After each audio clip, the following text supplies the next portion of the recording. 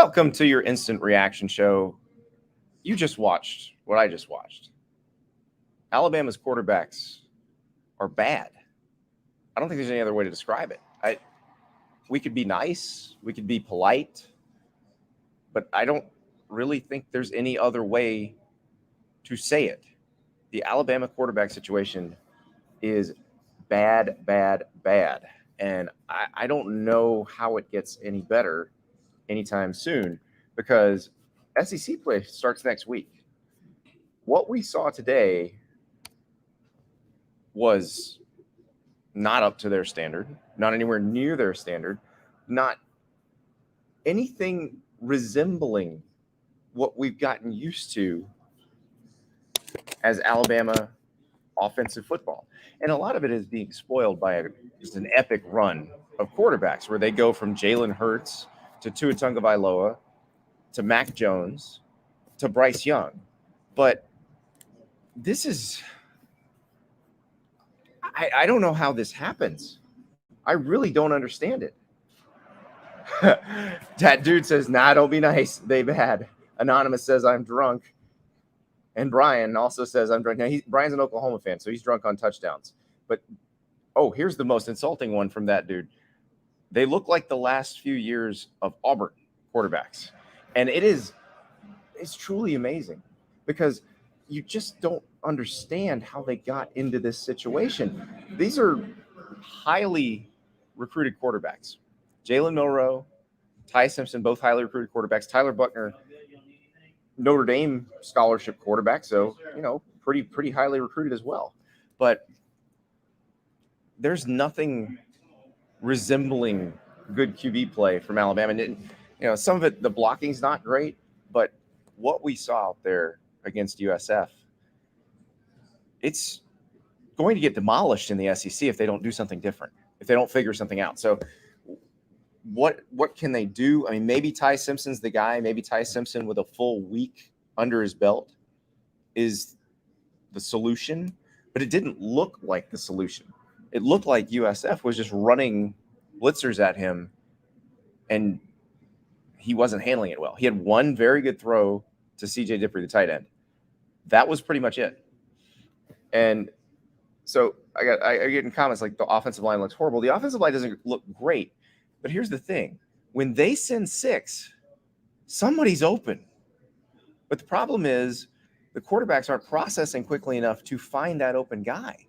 And so what you get is there were plays where basically the quarterback's just freaking out right at the snap. And Tyler Buchner clearly wasn't the answer. They tried him. They go to Simpson.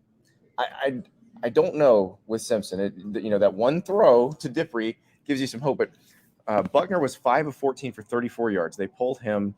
They just were not moving the ball at all. And Ty Simpson, 5 of 9 for 73 yards. Because they were playing USF, they won this game. Because they averaged 5 yards a carry, they won this game. That's the only reason they won this game. If they'd been playing Ole Miss this week, they would have lost. If they've been playing Mississippi State this week. I don't know. Mississippi State didn't look very good against LSU. But they probably would have lost. If they'd been playing Arkansas this week, they probably would have lost. They have to get that part fixed. If they don't, I just don't know. I don't know what else they can do. I guess you've got to try Simpson this week, given the first team reps, if you don't feel Jalen Milroe's the guy. But I'm not going to beat the drum here too much, but I'm sort of kidding about the Dylan Lonergan thing, where I saw one series in the spring game and thought, that's your guy. But I kind of wonder if maybe they shouldn't give him a shot because what they're doing is not working. Because if they're not comfortable playing either the freshman, Lonergan or Eli Holstein, they need to figure out what they're doing here. Because if they can't get Simpson to run the offense effectively, then you probably need to retool things and run a very different offense around Jalen Milroe. That one they can do. So it's so unusual to see this from a Nick Saban team. I think that's why I'm most flabbergasted, because we don't see Nick Saban teams do this very often. We don't see them look this bad. I can't remember a time, like even the Alabama team that lost Louisiana Monroe in Saban's first season, I can't remember looking this bad offensively. So it's baffling. It really is. So the Milroe thing, I think of the three we've seen so far, he gives them the best chance to win games.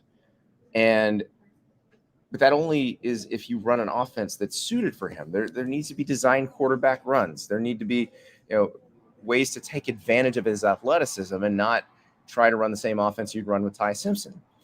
That might work. That might be effective if that's what you want to do. Against Texas, it didn't look like that was their plan. That didn't look like they were going all in on that. So you watch Jaden Daniels today for LSU, and then you watch what Alabama put on the field. Who's winning that game? Alabama's going to have to look very, very different by the time they see LSU in November, or this is going to go very poorly. So the stats, if you want to hear them, 10 of 23 passing total, 107 yards. And again, it's against USF. USF is not very good. If they were playing a better team, they would have lost. And I don't mean a much, much better team. That's a scary thought. That's a scary thing. So Byron Brown for USF, their quarterback, he threw for 87 yards. He ran for 92. They're very little semblance of an offense, but they did what they could. Alabama has a lot of work to do. They got Ole Miss next week. If I'm the Rebels, I am licking my chops to get a chance to play Alabama. If I am Pete Golding, former Alabama defensive coordinator, very hated by the Alabama fan base, I am dreaming up every blitz imaginable and praying that Ty Simpson starts because I am going to throw the kitchen sink at him because USF did that and it was very effective. So if you're Nick Saban, I'm curious, what do you do? Do you give the freshmen a chance? Do you open that up in practice? Do you say Dylan Lonergan and Eli Holstein, let's see what you can do in practice? Do you say, Ty Simpson, you finish this game. We won this game. We're going to leave you there at number one, and you take the number one reps this week. The thing about that is, if you get the same performance out of him against an SEC team, you're going to lose badly. So I'm not sure you can take that risk. And that's the question. What, if you're Nick Saban, if you're Tommy Rees, what do you do? Do you try one of the freshmen? The safest thing right now seems to be to build the run first, read option, who has the ball, is it the running back, the quarterback, offense around Jalen Milroe, because Alabama can run the ball. They have the backs to pull this off. The line, it can open holes. So do you try that with Jalen Milroe? Because that seems to be the safest option right now. Or do you take a chance that Ty Simpson with a week of first team reps looks completely different? Or do you take a chance that maybe one of the freshmen can do this? I'm not sure what the answer is to that, but it is a tough question. It is not an easy decision for Nick Saban and for Tommy Rees, because this is I'm dumbfounded, absolutely dumbfounded. I'm just not used to seeing anything like this from a Nick Saban team. They're so buttoned up. They're so put together. The idea that they've not been able to find a quarterback, and you kind of wonder, how did this happen? Was it Bill O'Brien developing or recruiting? Some of these guys, their recruitments date back to when Sark worked there. And then Bill O'Brien took over. And then obviously Tommy Rees just showed up and inherited these guys, but he also did recruit Tyler Buchner and had him at Notre Dame. But, the rumor is they tried to get Drake May, that they would have liked to have had Drake May come in the offseason. Drake May stayed at North Carolina. Lots of people wanted Drake May. Lots of NFL teams will want Drake May, but he wasn't leaving North Carolina. So it doesn't sound like they tried to go after Sam Hartman when he was out there. And now Tommy Rees was the offensive coordinator on the team that got Sam Hartman when Sam Hartman transferred. So, That's the thing. If that transfer of power had happened earlier, remember, they waited till Bill O'Brien took the Patriots job. Bill O'Brien didn't take the Patriots job till after the Patriots season ended. Remember, the Patriots had Matt Patricia, who's not an offensive coach, calling plays last year, and they had to fix that. So they went and got Bill O'Brien. But by the time they did, and by the time Alabama then hired Tommy Rees, the quarterback transfer market was pretty much dried up. There wasn't anybody there who could just walk in and be the starter. So that's where they're at. And I will be fascinated to watch what they do. A week that was chock full of must-see games. Add another one. Add Ole Miss Alabama to that list because it's going to be wild. If the quarterback play from Alabama looks anything like it did against USF, it is going to be an absolute just must-see TV. Because, I mean, the Pete Golding aspect of it, think about that. Think about the subplot there, where Pete Golding gets to call the defense against an Alabama offense that doesn't know what it is. After years of being told, you're the problem, he can now just unleash hell on that offense if he wants to. It's a crazy thing. It really does make that game even more interesting. So there's more to Saturday, though. More to that afternoon slate on Saturday, because Georgia didn't look like a relentless killing machine against South Carolina.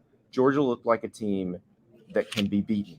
And I think that's probably a good thing for all of us who are just rooting for a year where there's not one just dominant team or two dominant teams.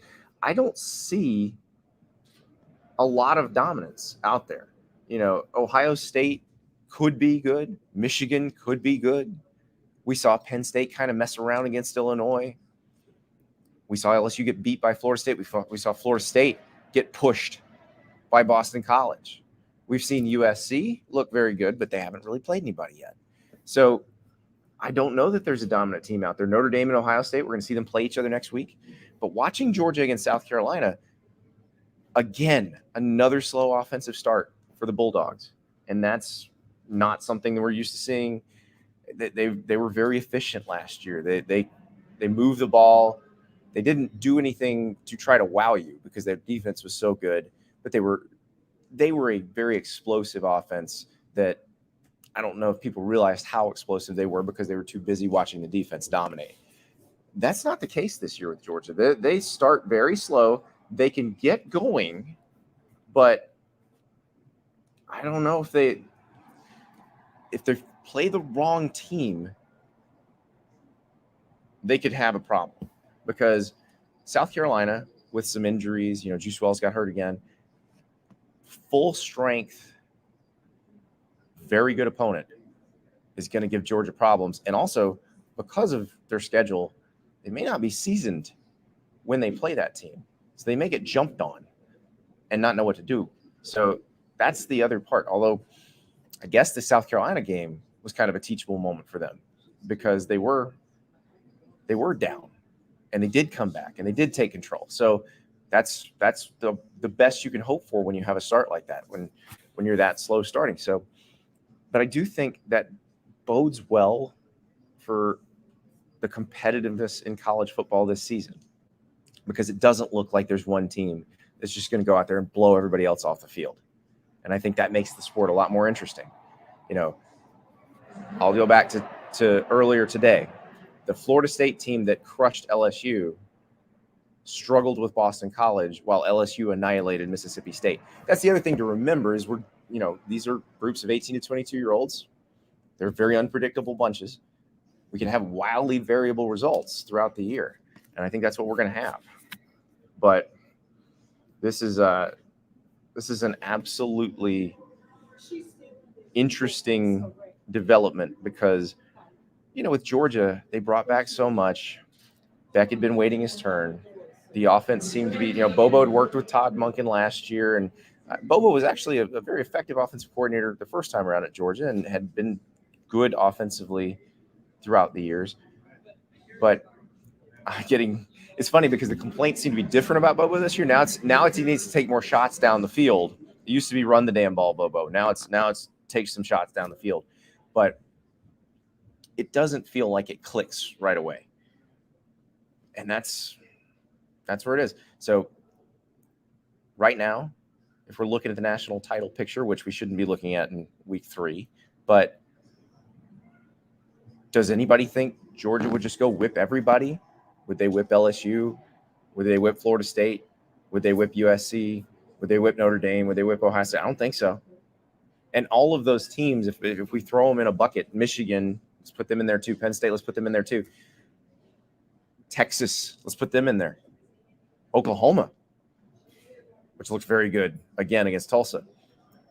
Throw them all in a bucket. You match them all up. I have a hard time picking winners in most of those games. I feel like they're fairly evenly matched based on what we've seen so far. And I think that's a great sign. So we'll talk more about this later tonight, but I just wanted to give everybody a chance to have a nice therapy session, especially those Alabama fans. We will talk more about the Alabama quarterback situation later tonight as well, because we'll have the whole day to process and we can compare it to everybody else's situation. But that is a strange deal. Oh, before we go, I do want to mention one more game, because this one, a team that maybe we can throw into this bucket as well. I don't know if are we quite ready to do that, but North Carolina crushes South Carolina, that same South Carolina team that was challenging Georgia in Athens today. They barely survived Appalachian State last week. Well, they looked very good in a 31-13 win against Minnesota on Saturday. And you had Drake May looking smooth, looking like the quarterback everybody wants in the NFL draft after Caleb Williams. I think this is going to be an absolutely fun season. And I love that we can't handicap it in week 3. We can't say this is going to be your national champ or these two teams are going to play for the national championship. We just can't do it yet. And I hope we can't do it till November, December. But man, that Alabama quarterback situation is going to be the story of the week in a loaded week. Think about this. You're going to have Colorado playing Oregon. You're going to have Ohio State playing Notre Dame. And the most interesting story might be Alabama can't find a quarterback. It's wild. Talk to you again later tonight.